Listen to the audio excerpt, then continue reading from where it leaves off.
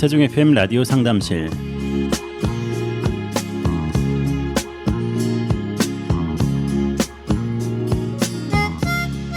안녕하세요. 세종 FM 라디오 상담실 김보성 인사드립니다. 동전의 양면이라는 말 아시죠? 어떤 사물이나 현상이 대비되는 두 가지 속성을 가지고 있음을 비유적으로 이르는 말인데요. 큰 이익을 가져다줄 사업에 투자라고 하는 말은 반대로 큰 손실이 발생할 수 있는 우려가 있다는 것을 염두해 둬야겠죠. 사람도 좋아 보이는 한 면이 있다면 그렇지 않은 다른 면이 있을 수 있다는 것을 기억하면서 중심 잡힌 균형 있는 삶을 살아가길 바랍니다. 매주 시간 청취자 여러분의 생활 속 법률 문제에 대한 명쾌한 해답을 주시는 법률사무소 약속 조신영 변호사님 나오셨습니다. 안녕하십니까? 네, 안녕하세요. 조신영 변호사입니다. 네, 반갑습니다. 네, 반갑습니다. 네, 모든 일에 양면이 있다는 말, 우리 변호사님도 동의하시나요?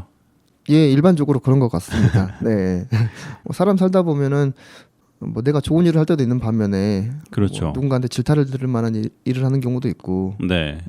말로도 좋은 말을 할 수도 있고 실수하는 말을 할 수도 있는 것이고, 네. 다양한 상황과 환경이 있을 수 있는 것 같아요. 그래서 아주 인간사에서 절대적인 것들을 찾기는 어려운 거죠. 네, 맞습니다. 그리고 소송을 하다가도 보면 상대방들이 있는 거잖아요. 양쪽 당사자가 있는데 한쪽 말만 들어서는 안 된다라는 그런 보통 일반적으로 좀 생각을 하는 부분들이 있잖아요. 그렇죠. 예, 그런 경우가 딱 부합되는 경우가 많이 있는 것 같고요. 네. 예, 예를 들면 원고라고 하면 원고 쪽의 말만 들어보고서는 이제 원고가 하는 말이 다 맞는 것 같고 피고가 정말 나쁜 사람, 소위 속된 말로 죽일 놈이라고 할 수도 있겠지만. 네. 또 막상 또 피고 얘기를 들어보면 또 전혀 딴판인 경우가 있어요. 그래서 반대로 원고가 정말 나쁜 사람, 네. 나쁜 짓 했던 이런 경우가 있는 것도 많이 경험을 해봤거든요. 그렇죠. 예. 그래서 송사를 할 때는 한쪽 말만 듣지 말고 다른 사람 말을 꼭 들어봐라라는 그런 격언, 잠언이 있는 것처럼, 네. 예, 인간사가 좀 그런 경우들이 많이 있는 것 같습니다. 그렇습니다. 최근에도 언론에서 여러 가지 사건들이 나오는데 한쪽 네네. 말만 들어서는 안 되겠구나라는 댓글들이 여러 개 나오더라고요. 네네. 양쪽의 주장을 잘 듣고 또 판단도 해야겠다는 생각이 들고, 네네. 동전의 양면과 같은 그런 많은 일들, 사건들 또 인물들 바라보면서 균형을 잘 잡아야겠다는 생각이 듭니다. 네네. 이거는 어떻게 보면은 삶의 경험일 수도 있고 삶의 지혜일 수도 있을 것 같아요. 네. 네. 나한테 누군가가 와서 솔깃한 말, 비밀스러운 말을 해줘가지고 그것이 꼭 전부인 것처럼 네. 생각이 들 수도 있는데 당사자한테 확인해 보면 전혀 다른 경우가 있을 수 있거든요. 아, 그러니까요. 예, 이런 것들 때문에 명예훼손 사건도 발생할 수도 있는 것이고, 조금 더 뭐라고 해야 될까요? 좀 더 차분하게 대응할 필요도 있는 것 같고요. 네. 이쪽 저쪽 말도 좀 들어보는 그런 삶의 경험과 또 지혜도 필요한 것 같다는 생각을 해봅니다. 네. 한쪽으로 네. 너무 쏠리면 안 된다는 생각이 듭니다. 네네. 오늘도 법률 상담으로 좋은 내용들 전해주시면 감사하겠습니다. 네. 첫 번째 상담 질문 제가 읽어드리겠습니다. 저는 동업자와 함께 법인 사업자를 내서 학원을 2년 정도 운영했었습니다. 그러다가 얼마 전에 서로의 의견 차이와 개인적인 사정으로 동업을 해지하게 됐습니다. 그런데 동업 해지 후에 정상금 청구에 대한 문제가 발생했습니다. 동업자는 터무니없이 높은 권리금을 요구하고 있고 올해 제가 일한 금액도 주지 않았습니다. 이에 대해 저는 정상금 청구를 했지만 동업자는 자녀 재산 청구를 주장하고 있습니다. 저의 정상금 청구가 맞는 것인지 아니면 동업자의 자녀 재산 청구가 맞는 것인지 알고 싶습니다.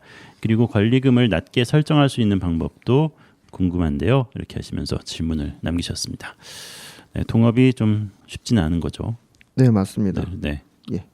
동업을 시작할 때의 문제와 그다음에 동업을 종료하고 마칠 때의 문제가 좀 양상이 많이 다른 것 같습니다. 네.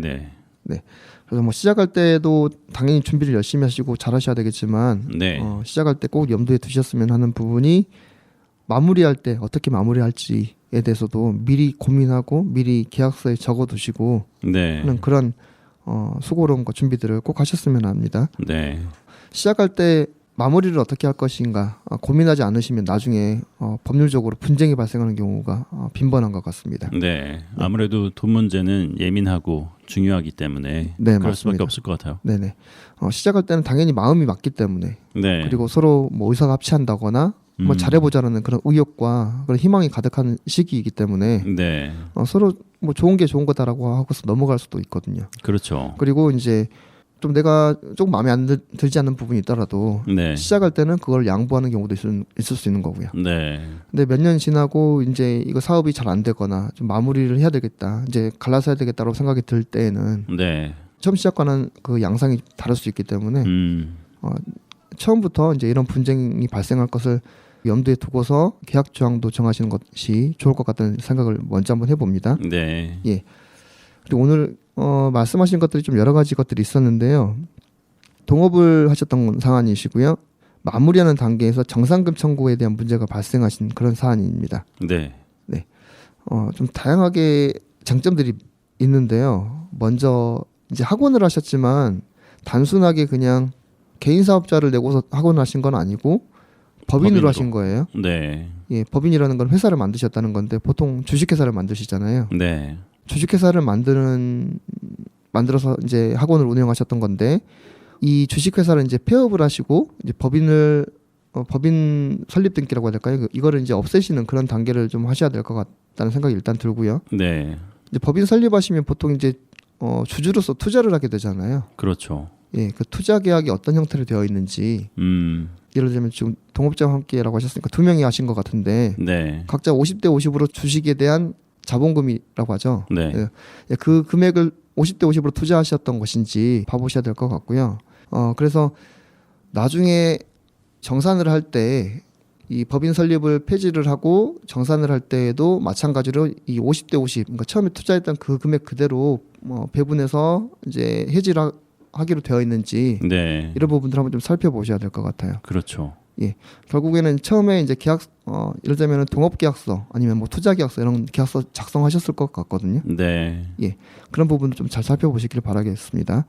그리고 만약에 계약서를 하지 않으셨으면 어떻게 해야 되느냐 궁금하실 수 있는데 그거는 말 그대로 기존에 있던 그런 법리에 따라서 다 가게 될 것 같고요. 네. 말로써 어떤 협의를 한 게 있었는지 네. 아니면은 금액을 투자한 돈이 각각 어떤 형태로 되는지, 그러니까 학원을 설립한 이후에 또 누군가가 더 많은 돈을 투자한 게 있는지, 또 혹시라도 이제 학원 이름으로 대출을 받으셨다면 네. 그 대출금은 누구 이름으로 대출 받았고 그 대출금은 어디에 사용했는지 이런 부분들을 좀 일반적으로 한번 검토를 해봐야 될 것 같기는 하고요. 네. 계약서가 없으면 민법에 따라서 가게 될 가능성이 좀 있을 것 같습니다. 네. 물론 이제 법인 사업자를 하셨기 때문에 상법이 적용될 여지도 있긴 있는데 이 동업에 대한 부분은 민법상 조합의 법리에 따라서 갈 것 같아요. 네. 뭐 상법적으로는 또 조금 더 복잡한 법리가 있긴 하지만 판례적으로 인정된 상담 주신 것에서는 이제 상법은 제가 제외하고 상담을 해드리겠습니다. 네. 민법 제 703조부터는 조합이라는 그런 규정이 있습니다. 네. 703조부터 쭉 나와 있는데 이 조합에 대한 법리에 따라서 정산을 하시게 될 것 같고요. 이제 계약서가 있으면 계약서 조항대로 정산을 하시는 거고 네. 계약서가 없으면 민법에 따라서 정산을 하게 된다라는 거를 좀 먼저 생각을 하시면 될 것 같습니다. 그리고 권리금을 말씀하셨는데 네. 이제 권리금을 말씀드리기 전에 정산금이라는 거는 결국 현재 있는 사업체의 그런 토탈적인 자산 관계를 따지고서 이걸 나눠 갖자라는 네. 게 정산금이거든요. 그렇죠. 예, 그럼 정산금에서 보통 고려해야 될 것들 요소들이 있는데 혹시 뭐 PD님께서 생각했을 때 정산금 정산을 할 때 어떤 네. 요소들이 좀 고려가 될 것 같은지 좀 생각 드시는 부분이 있나요?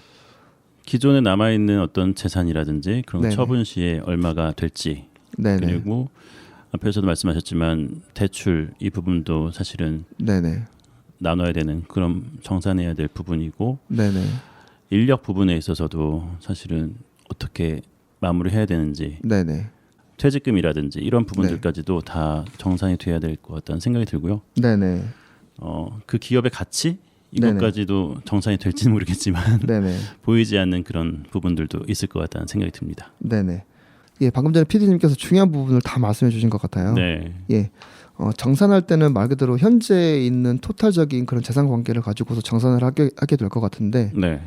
보통은 이제 자산과 부채로 그렇게 생각을 하게 될 것 같아요. 네.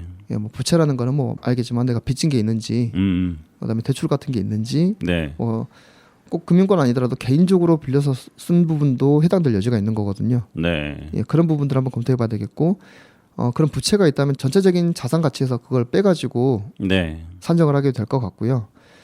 만약에 누군가가 한 명이 남아서 이거를 인수를 하는 방식으로 할 것이냐. 약간 그런 느낌으로 말씀하신 것 같아요. 권리금을 예, 권리금을 네. 말씀하시는 거 보니까 아마 그런 것 같기도 네. 하고요. 이제 한 명이 남지 않고 이거를 그냥 전체적으로 다른 사람한테 팔아 제3자한테 팔아서 네. 그 판 대금을 나누는 것이냐 그런 부분도 생각해 볼 수 있을 것 같고요. 그렇죠. 이제 만약에 이거를 팔지 않고 한 명이서 계속해서 운영하게 되신다고 하면 그때는 말 그대로 권리금이 정산해줘야 될 포인트가 될 수 있을 것 같습니다. 그렇죠. 예를 들자면 한 달에 매출이 있고 그 매출에서 뭐 강사 선생님들 비용 같은 거 뭐 임대료 같은 거 다 빼고서 한 달에 순수하게 이익이 얼마이냐. 네. 학원을 2년 정도 운영하셨는데 그러면 2년 동안 평균을 한번 생각해 봤을 때 한 달에 남아 있던 순수한 이득은 얼마인 것이냐. 네. 그래서 각자 가져갔던 금액들이 있었던 것이냐. 그렇죠. 예, 그리고 만약에 동업 계약서에 그런 부분에 대해서 이제 만약에 적혀 있지 않다면 이거를 한 달치를 계산해서 줄 것이냐, 세 달치를 계산해서 줄 것이냐, 아니면 1년치를 계산해서 줄 것이냐. 네, 네. 예, 이런 부분들이 좀 사실 쟁점이 될 수 있을 것 같고 계약서에 없다면 이것도 마찬가지로 법적으로 정해져 있는 부분은 없습니다. 네. 권리금이라는 거는 말 그대로 상행에 있어서 통상적으로 통용되는 그런 이 영업권에 대한 가치 정도에 대한 금액을 말하는 거기 때문에 네. 몇 개월부터 몇 개월까지 수익이 권리금이다라고 딱 법으로 정해놓을 수는 없는 거거든요. 학원이냐 아니면은 다른 형태의 영업이냐 뭐 다양할 수도 있는 것이고 네. 학원이라고 하더라도 수강생이 몇 명이냐 그에 따라서 순수익이 얼마이냐 뭐 비용은 얼마만큼 들어가느냐 다 다를 수 있기 때문에 네. 딱 정해져 있는 권리금 액수가 얼마이다라는 건 없습니다. 그래서 결국에는 당사자들끼리 이제 자료 기존에 뭐 수익 관련된 영업 관련된 매출 자료 같은 것들을 잘 한번 확인을 해보시고 네. 각자 투자한 금액에 따라서 그걸 몇 대 몇으로 나눠 갈 것인지 네. 그리고 향후에도 이 사업이 계속해서 전망이 있는 것인지 그것에 따라서 어느 정도 권리금을 줄 수 있는지 여부가 좀 판가름은 날 것 같다는 생각이 들고요. 적절한 금액이 합의가 되면 그에 따라서 뭐 합의서를 작성하셔도 되는 것이고 뭐 네. 경우에 따라서는 뭐 공정증서를 작성하셔도 되는 것이고 당장 현금으로 줄 돈이 있을 수도 있지만 없을 수도 있는 거잖아요. 향후 발생하는 수익을 가지고서 그걸 줄 수도 있는 것이기 때문에 그렇죠. 적절하게 좀 합의를 해보시는 것도 방법일 것 같고요. 만약에 정 합의가 안 되신다면 이건 어쩔 수 없이 법적으로 이제 소송이라는 방법을 통해서 그렇게 해결하셔야 될 것 같다는 좀 생각이 들기도 합니다. 사실 딱 잘라서 말할 수 있는 그런 부분들은 아닌 것 같아서 네네. 합의가 상당히 중요할 것 같다는 생각이 듭니다. 네, 맞습니다. 네. 정상금 청구 소송을 한번 실제로 해보면요, 말 그대로 정말 복잡하고 어렵습니다. 네. 예, 과거 2년 동안에 있었던 일들을 다 하나하나 다 되짚어봐야 되는 것이고요. 매출 관련된 자료부터 해서 뭐 인력 관리, 그 다음에 뭐 자산의 흐름 같은 것들, 네. 그리고 이제 법인이기 때문에 이거를 돈을 어디다 얼마만큼 썼는지 단돈 10,000원짜리도 다툼이 되는 경우가 있을 수 있습니다. 네. 예, 정상금 소송 생각보다 쉽지가 않고요. 합의를 해서 하시는 것도 방법이지만 어쩔 수 없이 의견 차이가 너무 커가지고 합의가 되지 않는다면 법적으로 좀 해결하는 것도 최후의 방편으로 고려는 하셔야 될 것 같습니다. 네. 법인 설립할 때 어떤 계약서라든지 이런 부분들을 좀 소홀히 하셨다면은 다음에는 나중에 정산할 때 어떻게 할 것인가, 이 사업을 시작할 때뿐만 아니라 마무리할 때 어떻게 긍정적으로 마무리할 수 있는지에 대한 미리 생각하고 그것까지도 짜놓고 이제 시작하시는 게 좋겠다는 말씀하셨는데요. 그 중요한 말씀이신 것 같아요. 네, 맞습니다. 네, 그런 부분까지 잘 챙기면서 사업 운영하셨으면 좋겠고요. 잘 마무리가 됐으면 좋겠습니다. 네. 잠깐 전할 말씀 듣고 나서 계속해서 두 번째 질문으로 넘어가겠습니다.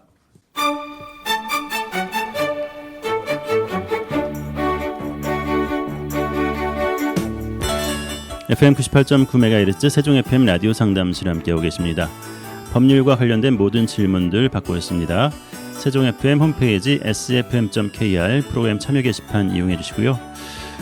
세종 FM 유튜브 채널에도 방송 후에 올라가니까요. 댓글로 상담 질문 남겨주시기 바랍니다. 여러분의 많은 참여 기다립니다. 네, 이 시간 법률사무소 약속 조신영 변호사님과 함께하고 있습니다. 다음 상담 질문 제가 읽어드리겠습니다. 저는 교통사고 피해자입니다. 보행자 신호가 얼마 남지 않은 상황에서 횡단보도를 급히 넘어갔는데 보행신호가 마침 끝났고 도로를 건너기 직전인 마지막 차로에서 우회전하던 차에 치였습니다. 저는 사고로 인해 다리 골절상과 타박상, 찰과상 등 입었습니다. 상대방은 사고 후에 필요한 조치를 취하긴 했습니다. 저도 합의할 의사는 있고요. 사건은 현재 경찰에서 차량 블랙박스를 수거하여서 조사 중이며 상대방의 보험 가입 여부나 전과 여부는 제가 아직 모릅니다. 이런 상황에서 치료비 보상과 과실 비율 산정 등을 어떻게 처리해야 되는지 몰라 질문드립니다 하시면서 네, 큰 사고를 당하셨네요. 네네. 교통사고 피해자분께서 이제 치료비 보상과 과실 비율 산정 등에 대해서 물어보신 사안입니다. 네. 지금 상황을 한번 좀 살펴봐야 될 것 같고요. 보행자 신호가 얼마 남지 않은 상황에서 횡단보도를 급히 넘어갔는데라고 하셨기 때문에 아마 이게 보통 녹색 신호가 이제 깜빡깜빡 거리는 경우도 있고 아니면 시간으로 네. 표시되는 경우도 있잖아요. 그렇죠. 요즘에는 이제 초 단위로 이렇게 시간을 표시하는 그런 횡단보도도 있기 때문에 그런 횡단보도일 것 같다는 생각도 들고요. 네. 하지만 이제 어쨌든 보행자 신호 이제 녹색 신호인 상황에서 건너기 시작하셨던 것 같고요. 그러니까 너무 늦게 건너가서 빨간불이 된 상태에서 사고가 난 것 같은 그러신 건가요? 네. 상태인 것 같습니다. 어쨌든 녹색 신호가 얼마 남지 않은 상황에서 이제 건너기 시작하셨는데 도로를 건너기 직전에 아마 빨간색으로 횡단보도 신호가 네. 빨간색으로 바뀌셨다가 우회전하던 차에 치이신 그런 상황이신 것 같습니다. 네, 우회전하던 차가 정리를 하면 그렇네요. 발견을 못한 것 같아요. 네네. 네. 당시 현장을 먼저 한번 정확하게 보는 것이 저는 좀 중요할 것 같고요. 네. 이제 신호 상태가 어땠는지 이제 블랙박스라든가 아니면은 뭐 CCTV 화면을 좀 살펴본 다음에 네.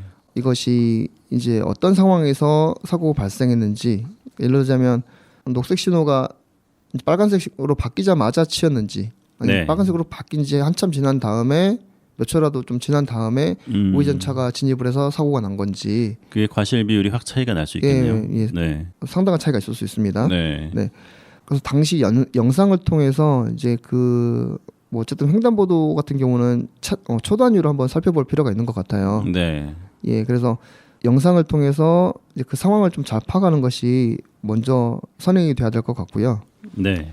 이제 대법원 판례 중에서도 이제 이런 경우에는 예를 들자면 그 교통사고 처리 특례법에 따른 횡단보도에서 발생한 사고 아니면 네. 신호 위반 사고 이런 것들이 있을 수 있잖아요. 소위 12대 중과실에 포함되는지 여부가 이제 그 12가지 안에 들어가는지인데 네.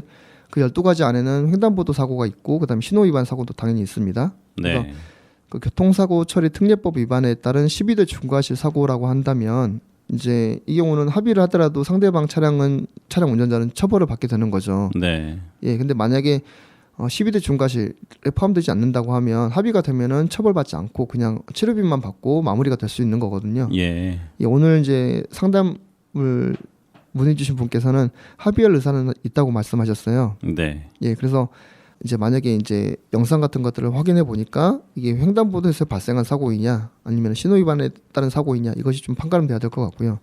만약에 그 차량 기준으로 한번 봐보면 우회전을 해서 횡단보도 신호가 빨간색이었다라고 하면 네. 이 경우에도 그 횡단보도를 빨간색인 상태에서 건너는 사람을 치였을 때 횡단보도에서 발생한 사고인 것이냐 네. 이거는 아닐 수도 있는 거거든요. 네. 대법원 판례에 따라서 보면 대법원 판례에서는 인류적으로 말씀드리기는 어렵지만 횡단보도가 빨간색인 상태가 명확한 상태였고 예를 들자면은 차량이 진행을 하는 것이 뭐 적법한 그런 신호 상황이었다고 하면 네. 설령 그런 상황에서 횡단보도에서 사고가 났다고 하더라도 이거는 12대 중과실에 포함되지 않는다라고 보는 대법원 판례가 있거든요. 예. 그래서 초반에 제가 말씀드렸던 것처럼 빨간색으로 바뀐 지 한참 만에 지나간 것인지 네. 아니면은 거의 다 끝부분에 다다랐을 때까지도 이제 녹색 신호였다가 차에 치이기 직전에 뭐 빨간색으로 바뀌었던 상황인 것인지 네. 그것에 따라서 이제 아마 이 판례가 볼 때에도 이제 결국은 법원이 아마 판단을 하게 될 건데요. 횡단보도에서 발생한 사고이냐 아니냐라는 것이 좀 판가름될 수 있을 것 같습니다. 네. 예, 대부분 판례의 주요 논거는 아마 그런 건 것 같아요. 교차로든 횡단보도든 차량이 통행하는 그런 곳에 있었을 때 결국은 차량은 신호를 보고서 진행을 하게 되는 거잖아요. 그렇죠. 예를 들자면 차량 신호를 기준으로 봤을 때 직진 신호가 이제 녹색이었을 경우에는 네. 이제 그 경우에는 횡단보도가 빨간색이라고 한다면 지금 말로만 좀 설명드리려고 하니까 좀 어렵기는 한데요. 네. 차량 기준으로 말씀해 주시면 될 것 같아요. 횡단보도가 빨간색이었을 때 이제 횡단보도의 기능을 상실한다라고 그렇게 본 판례도 있긴 있습니다. 아, 그래요. 네. 그 경우는 차량이 통행을 할 수 있도록 이제 그 신호가 이제 동시에 이제 횡단보도 신호까지도 같이 적용될 수 있는 그런 부분이라고 봐서 네. 이제 횡단보도의 기능을 상실한다라고 본 사례도 있긴 있기 때문에 다만 이제 일률적으로 볼 수 있는 건 아닌 것 같고요. 네. 이제 대법원 판례도 마찬가지로 사실관계 여하에 따라서 달라질 수도 있는 것입니다.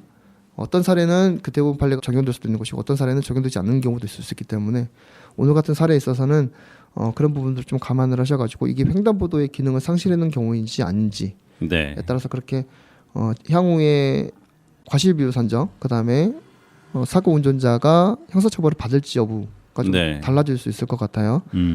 다만 이제 오늘 사례 같은 경우에 있어서는 제가 봤을 때 이제 횡단보도를 다 건너기 직전에 아마 빨간색으로 바뀌셨다라고 좀 가정을 한번 가지고서 설명을 해보면 네. 이 우회전 차량 같은 경우에는 이제 12대 중과실에 따른 그런 횡단보도에서 사고가 발생한 경우로 볼 여지가 좀 있을 것 같고요. 네. 예, 그렇다고 한다면 이제 당연히 치료비 보상도 받으셔야 되는 것이고 과실 비율도 아마 100대 0 정도로 될 가능성도 있습니다.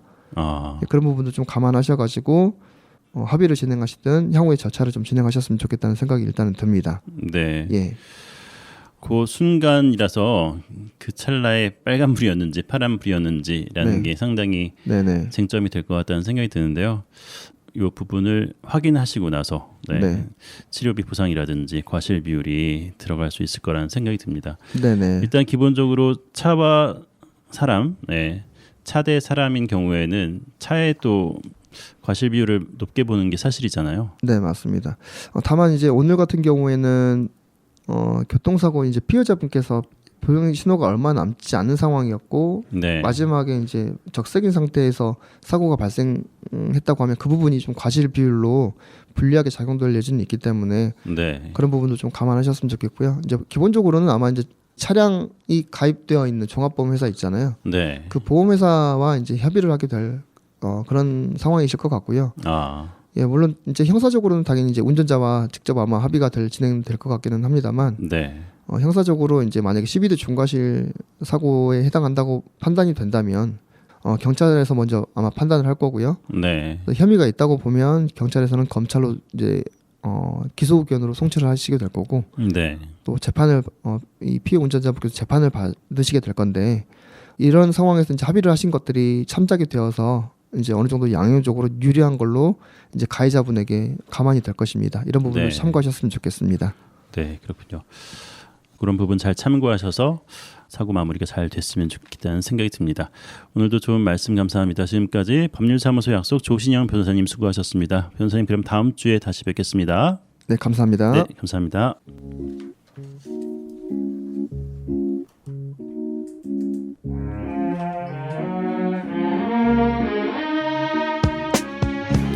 FM 98.9MHz 세종 FM 라디오 상담실 함께 하셨습니다. 라디오 상담실은 언제나 여러분의 참여를 기다리고 있습니다. 세종 FM 홈페이지 sfm.kr 프로그램 참여 게시판 이용해 주시고요. 유튜브 세종 FM 채널에도 방송 후에 올라가니까요. 꼭 찾아오셔서 상담 질문과 청취 소감 남겨주시기 바랍니다. 세종 FM 라디오 상담실 지금까지 진행의 김보성이었습니다. 감사합니다.